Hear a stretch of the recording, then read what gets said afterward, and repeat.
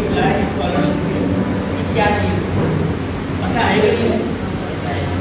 पता है AAMP जो है, AAMP all India Muslim professionals, ये एक ऐसा NGO है, एक इदारा है जो मुस्लिम एजुकेशन के लिए, मुस्लिम माइनॉरिटी कम्युनिटी के एजुकेशन के लिए और उनकी तरक्की के लिए काम कर रहा है।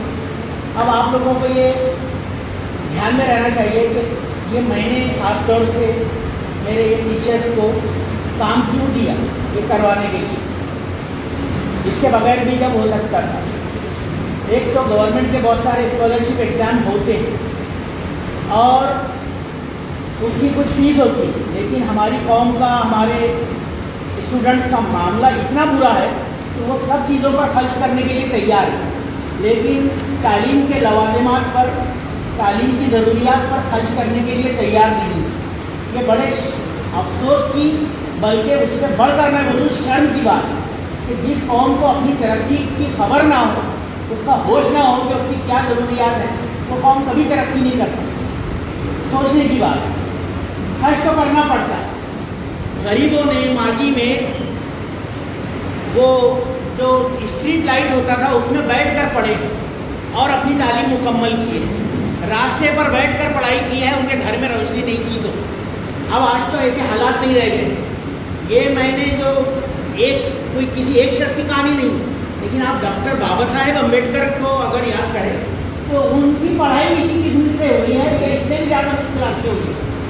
अब आप सोचो कि आदमी कोई भी मुश्किलात के बगैर आगे नहीं बढ़ सकता, तो इसलिए आपको थोड़ा सा हमने जोड़ने के लिए कुछ काम किया है। जब मैंने ये देखा कि स्कॉलरशिप के इम्तिहान में लेना नहीं चाहते, फीस भरना नहीं चाहते, फीस के नाम पे भाग जाते हैं, तो क्या होगा।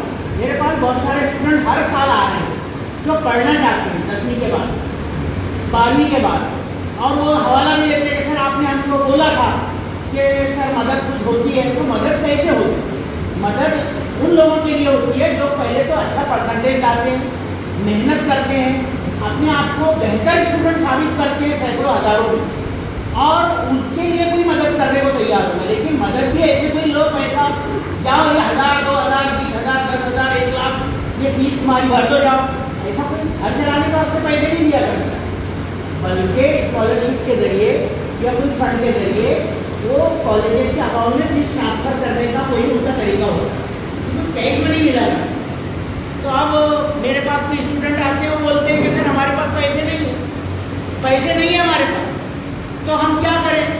मैंने अभी इस साल एक स्टूडेंट आया जिसने मुझको कहा कि सर मैंने एडमिशन ले लिया, जैसे तैसे करके फीस भर दिया, सब हो गया, लेकिन सर मैं मजबूर हूँ कि आप जो एक फीस लग रही हो मेरे पास नहीं है, और वो बोर्डिंग की है, लॉजिंग की है। तो मैंने कहा कि तुमको मालूमात होनी चाहिए, बहुत सारे स्कॉलरशिप ऐसा जगह गया, इधर गया, उधर गया, मुझको नहीं किया किसी ने मदद। मैंने कहा कोई ऐसे मदद करता नहीं, क्योंकि मैंने 2-3 टीचर्स के, कुछ NGOs के नाम लिया उसको, कोई होगा दौड़ता रहा, इलेक्शन का वक्त पर तो कोई नहीं मिला। मजबूरन आखिर में जाके पता नहीं उसका क्या हुआ। मैंने भी बहुत ज़्यादा तहकीक इसलिए नहीं किया क्योंकि मैं हर एक के लिए इतना कर नहीं सकता हूँ, कोई वो नहीं। मैंने पिछले साल कुछ स्टूडेंट्स की पर्सनली मदद किया। एक बच्चा MBBS कर रहा है स्कूल का, MBBS उसका नीट के जरिए MBBS में हुआ है, उसको मैंने मदद दिलवा के दिया, और वो बच्चा अभी भी पढ़ रहा है। लेकिन उसने भी मुझको फिर बोला कि मेरे को इतने पैसे की ज़रूरत है, वो दे दो सर, करवा दो। तो अभी स्कूल है, हम कोई NGO, कोई गैर सरकारी तंजीम नहीं, हम एक स्कूल है जो काम कर रहे हैं मिलके बच्चों के भले के लिए, हर तरीके की रहनुमाई करते हैं।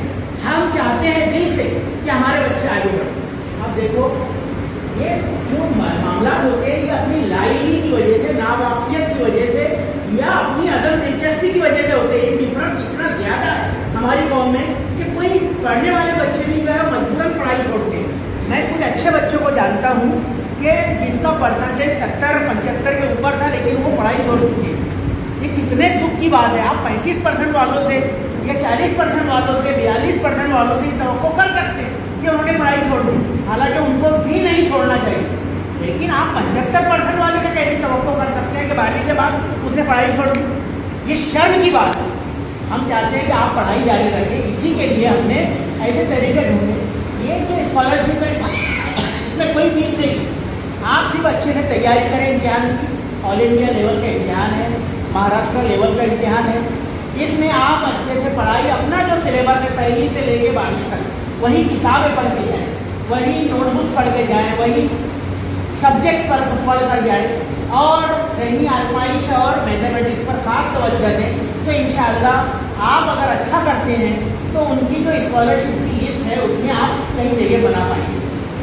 आप जगह भी बना पाएंगे तो आपकी जो 10वीं के बाद की, क्योंकि उन्होंने ये 8वीं से 10वीं के लिए चीज़ें रखा है, तो आइडेंटिफाई कर लेंगे कौन से बच्चे हमारी कौम में ज़्यादा अच्छे हैं या आगे बढ़ने के काबिल हैं।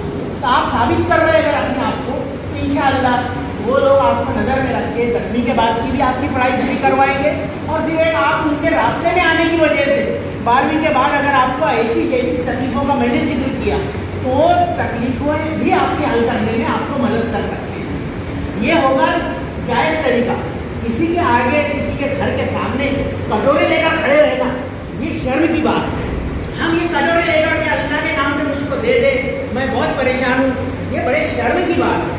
आप उसका सही तरीका ढूंढें कि भाई आप अपनी सलाहियत किसी इम्तिहान में के जरिए साबित करें और उसमें अच्छे नंबर से पास होकर दिखाएं, ताकि आपकी अगली पढ़ाई का मसला जो है वो हल करने में वो लोग आपकी मदद कर सकें, कुछ कोशिशें करें।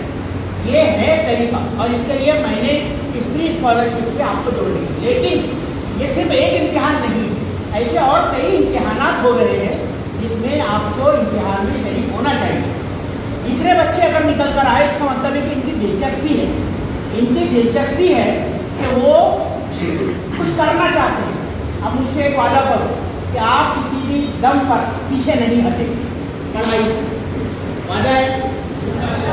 अरे हाथ उठा के वादा करो। पढ़ाई छोड़ना चाहते हो? आगे मुश्किलात बहुत आने वाली है, ये मैं पहले बता रहा हूँ, ये मैं डरा नहीं रहा हूँ, आप समझ लो। मुश्किलात ये आसानियों का खेल नहीं है। ये जो टीचर आपको पढ़ा रहे हैं इन्होंने बीएड और बीए और एमए करने के लिए भी बहुत मुश्किलात झेली है। कोई हमारी कौम जो है वो सोने का चमचा लेकर, ज़्यादातर लोग मुँह में सोने का चमचा लेकर, चांदी का चमचा लेकर पैदा नहीं होते। इतने अमीर कोई नहीं है हमारे यहाँ। हमारी कौम की हालत ही ख़राब है, मानसिक तौर पर बहुत ख़राब है। हम ज़्यादातर लोग, कुछ इलाकों को छोड़कर, कुछ लोगों को छोड़कर ज़्यादातर लोग गरीब होते हैं। लेकिन देखो उस गरीबी में से के हालात से, परेशानी के हालात से बाहर निकल कर दिखाने वाले चैंपियन बनते हैं। ऐसे कितने लोगों को मैं जानता हूँ कि जो आज आईएएस की स्टडी कर रहे हैं, आईएएस ग्रेजुएशन जैसे तैसे मुश्किलों से निकाला और अब आईएएस कर रहा है, कोई सीए कर रहा है, कोई एमबीबीएस कर रहा है। क्या है? सिर्फ इतना उनका हौसला कि हम हमारी फैमिली के हालात बदलेंगे। कब तक ये आप पढ़ाई छोड़ छोड़ के जाएंगे?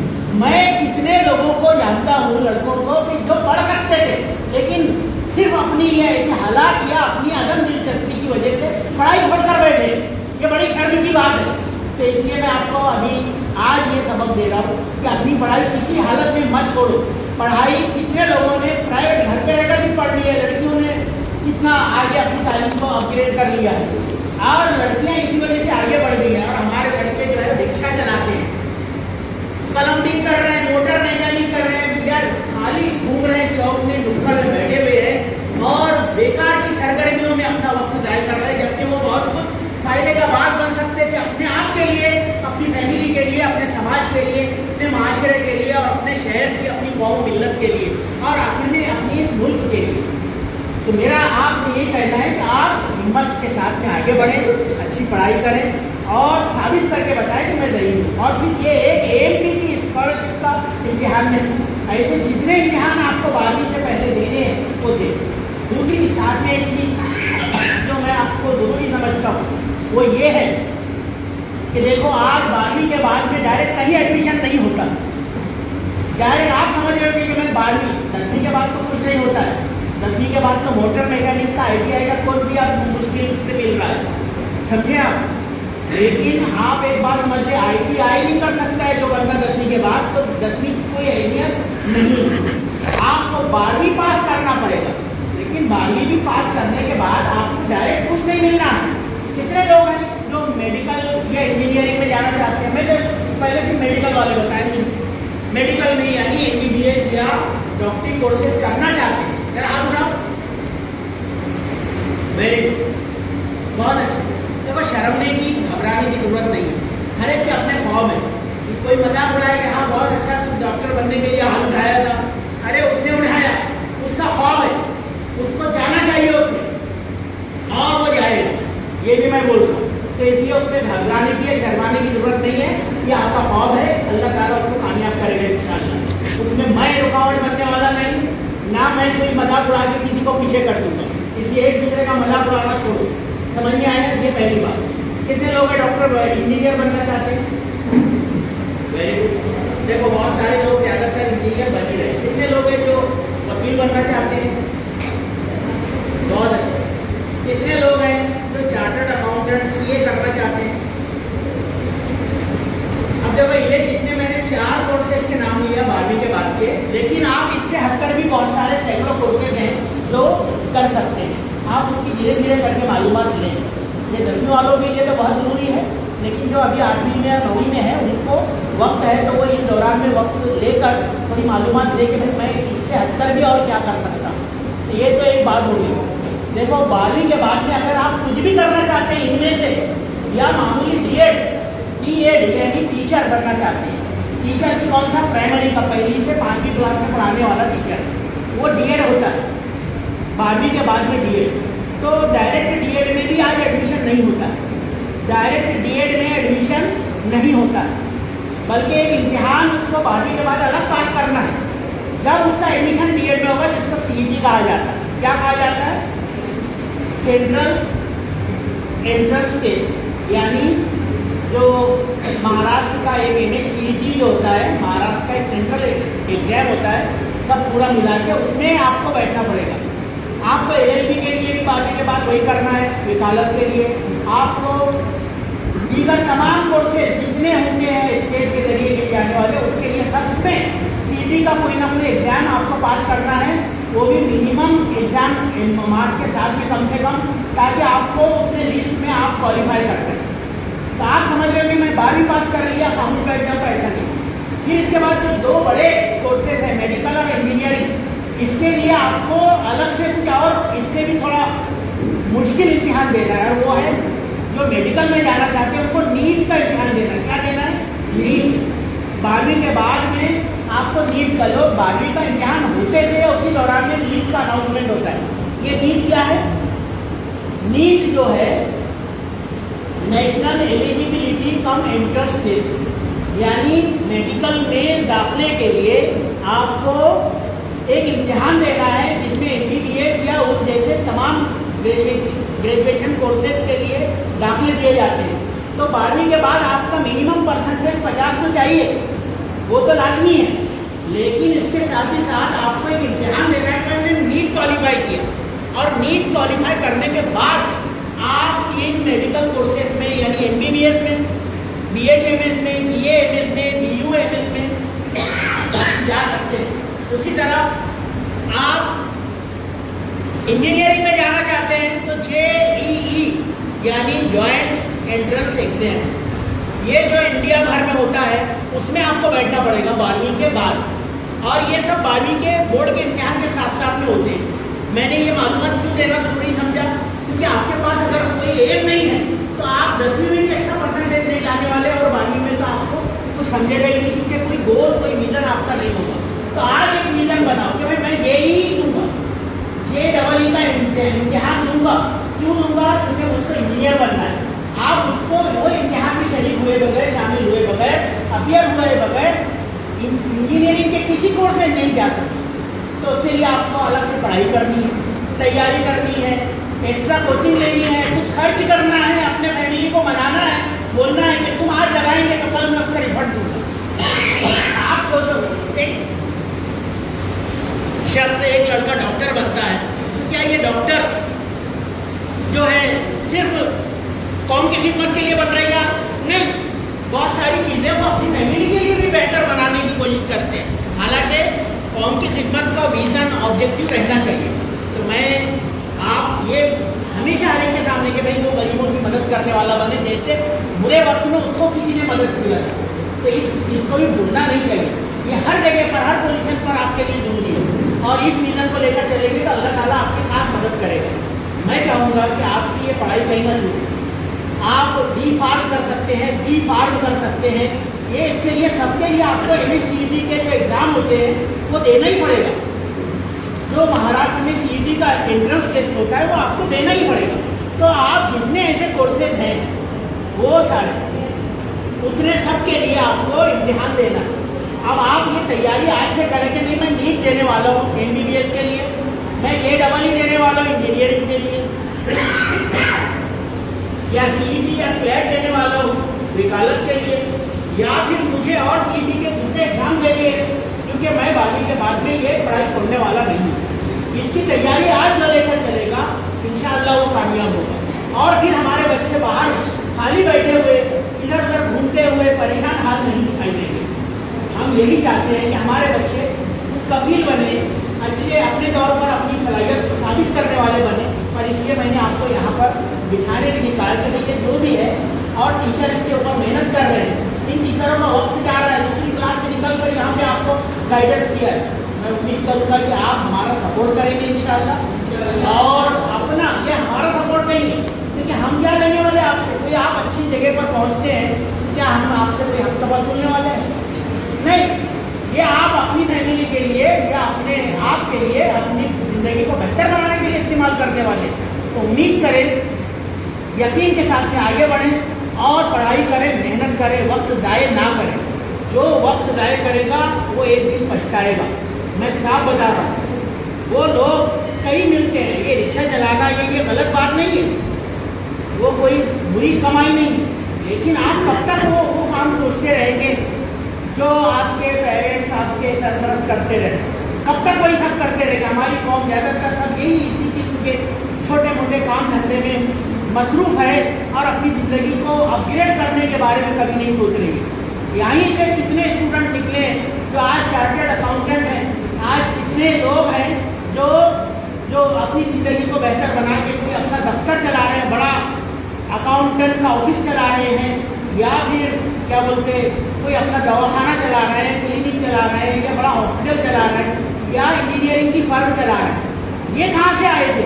ये भी तो आप ही जैसे यहाँ पर कई बरस पहले बैठे थे। तो अपनी ज़िंदगी को बदलो और कुछ काम करो। करोगे आप? अभी तो पहले ये इम्तिहान दिया, इसमें यूँ ही मत, बल्कि स्कॉलरशिप की मुख्तलिफ किताबें, अपनी कोर्स की किताबें को पढ़ो। आपको दोहरी मदद मिलने वाली है, यानी आप ये पढ़ेंगे तो आपका जो तालीमी मेयार है स्कूल में वो भी अच्छा होगा, साथ ही साथ आप इम्तिहान में भी अच्छा साबित करके अपने आप को स्कॉलरशिप की लिस्ट में डालेंगे, और कम से कम अच्छे स्टूडेंट के तौर पे आप उनके रिकॉर्ड में आएंगे, ताकि आप अगली बार में जाएं तो आप उनसे कुछ मदद मांग सकें। और एक और चीज़ मैं आपको कहूँ, वो क्या है, वो बहुत ज़रूरी है कि आप अभी से कुछ NGOs के बारे में मालूमात हासिल करें, गैर सरकारी तंजीमों के बारे में। और वो कौन सी कि जो मदद करती हैं अलग से भी। ऐसे बहुत सारे बम्बई में बड़े शहरों में इदारे हैं जो जिनकी वेबसाइट्स है, वहाँ पे आप उनसे रिक्वेस्ट करो कि देखो मेरा तालीमी कैरियर अच्छा है, मैं पढ़ाई छोड़ना नहीं चाहता हूँ, लेकिन मेरे हालात चैलेंजिंग हैं, प्लीज़ आप मेरी मदद करें। और उनको अपने जो एजुकेशनल रिकॉर्ड है वो भेजेंगे तो आपकी मदद के लिए आगे बढ़ सकते हैं। पढ़ाई इसी हाल में ना छोड़ें। जो अपने आप को साबित करना चाहता है वो मुश्किलात में, मुश्किल हालात में, परेशानियों में निकल कर आगे बढ़े। देखो, जो लोहे पर बहुत ज़्यादा जोर चोट पड़ती है तो ही वो कोई दूसरी शक्ल में ढल कर सामने आता है, बेहतरीन दूसरी फ़ायदेमंद शक्ल में समाज को, लोगों को फ़ायदा पहुंचाता है। आप पर भी ये चोटें पड़ रही है तो हालात की, इससे घबराने की ज़रूरत नहीं है। आप इसके साथ में ये मामला को मुकाबला करते हुए आगे बढ़ सकते हैं इंशाअल्लाह। अल्लाह ताला मुश्किल में हिम्मत ना हारने वालों की मदद करता है, खाली बैठने वालों की मदद नहीं करता, तदबीरें करने वालों की मदद करता है। इसलिए अच्छा काम करेंगे आप। अब इतने जो लोग हैं वो पढ़ाई, इसके तो हालात अच्छे हो सकते हैं, लेकिन किसी के हालात अच्छे नहीं भी हैं तो पढ़ाई ना छोड़ें, बस यही कहना है। आप आगे पढ़ाई से जुड़े रहें, ज़्यादा से ज़्यादा मेहनत करें, बेकार के कामों में अपना वक्त ज़ाया ना करें, ये बहुत ज़रूरी है।